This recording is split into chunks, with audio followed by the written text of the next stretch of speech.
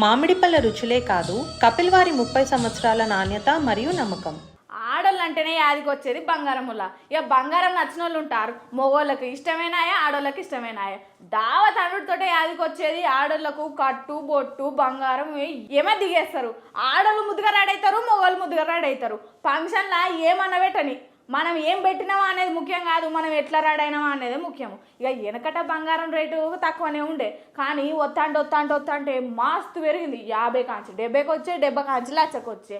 లచ్చ అయినా 1,50,000 అయినా అందరు కొనేటట్టే ఉన్నారు. కానీ మొన్నటిదాకా గదేందో రోజు వచ్చాయి కదా, గానాడు అందరు కొందామని చూస్తే మస్తు పిరం ఉన్నదట బంగారం. అయినా మనోళ్ళు కొనుక్కుంటుంటారు, ఏమో కొంటనే ఉన్నారు. ఆ రేటు పెరుగుతూనే ఉండే, ఇది కొంటనే ఉండే. అయినా మొన్నటిదాకా బగ్గ పెరిగిందని మస్తు బుగులైంది నాకైతే. నేను గింతనన్నా కొంటనో లేదో అనుకున్నా. కానీ ఇప్పుడు బంగారం రేటు బగ్గ తగ్గిందట. మరి ఎంత తగ్గిందో ఓసారి చూసొద్దాం పారి.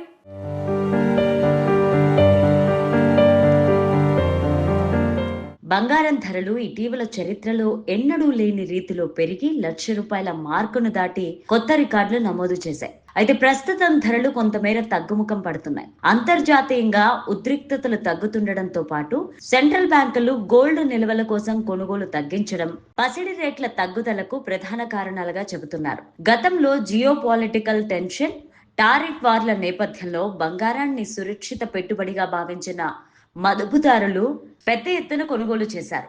ఇది ధరలు భారీగా పెరగడానికి దారితీసింది. కానీ ఇప్పుడు ఈ సిచ్యువేషన్ కొంత మారిన నేపథ్యంలో పసిడి కొనుగోళ్లలో కొంత వెనుకంజ కనిపిస్తోంది.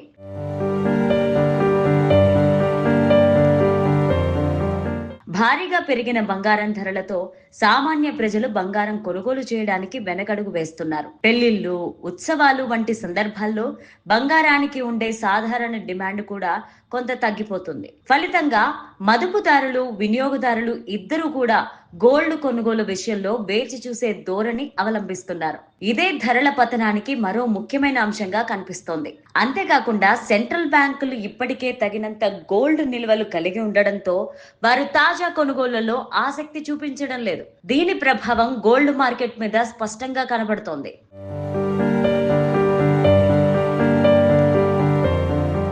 ప్రస్తుతం హైదరాబాద్ లో 24 క్యారెట్ల 10 గ్రాముల బంగారం ధర ₹95,510గా చేరింది. ₹220 తగ్గుదల కనిపించింది. అదే సమయంలో 22 క్యారెట్ల 10 గ్రాముల బంగారం ధర ₹87,550గా ఉంది. ఇది ₹200 తగ్గింది.